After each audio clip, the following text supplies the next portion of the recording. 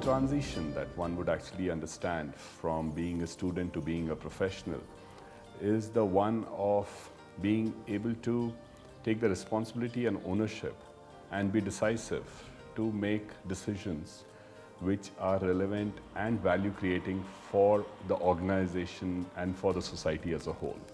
While as a student, you still are responsible and you own your decisions, but it is very much individualistic and possibly you can extend it to the family. So the context actually grows from being a student to being a professional. Most enjoyable times are the ones which you spend with your friends, the ones which you spend with the people you are going to be with for the rest of your life.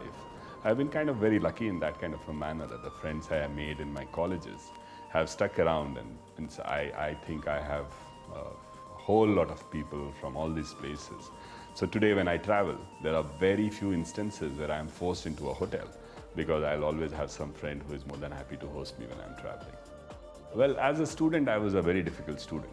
You know, I would be the prankster, I would be the one who would basically try and challenge the teachers in every possible way. So it could be academically challenging them with some possibly intriguing questions, or it could be just a kid trying to, play the fool and try to outsmart the teacher.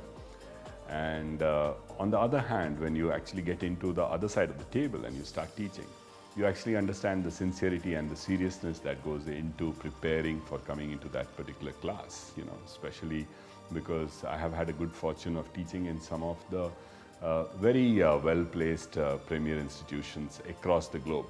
And the expectations that you have as a faculty to deliver a program is quite different. You actually are expected to kind of deliver at a very high level. One thing that I made very clear is that my classes should be as enjoyable as I expected it to be when I was a student.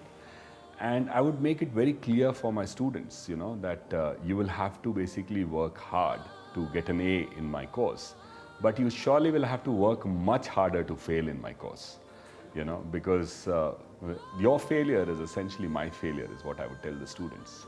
So, and I am not very used to failing. See, the primary challenge that you face with bulk of your student life is that nobody actually explained to you the importance of learning. You went there, your parents expected you to show marks, your peers expected you to kind of show the ranks or marks or display your other skills kind of a thing. And the corporate, when they come to recruit, they also basically start by saying that what kind of a rank do you have?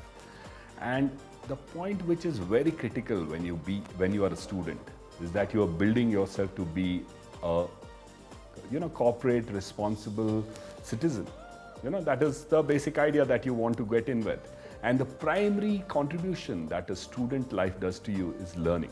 The marks, your job, your status, everything is the byproduct, is an outcome that you don't have to chase if you have learned at the end of your student life. The small hitch that I had in my head that I'm not from the top ranking college in this country was kind of totally nullified the moment I interacted with all these people, because Manipal had given me the same kind of an education and the same kind of a background as these guys. And that is where I actually started aspiring for better things. For instance, I could actually make it to an IIM for doing my MBA, which was again a thing which was catching up at that time. Or I could actually aim for doing anything that is the aspiration of the guys coming from the top rank colleges. The basic inspiration for me has always been happiness. The basic inspiration for always been more abstract than individual. I actually see a lot of good in a lot of people. And I am more excited by some of those accomplishments and some of those out of the average kind of results that people actually show. But in terms of the specific individuals, like everybody else, it started with the father being the ideal and being the guide and the light for making all the decisions and getting you through.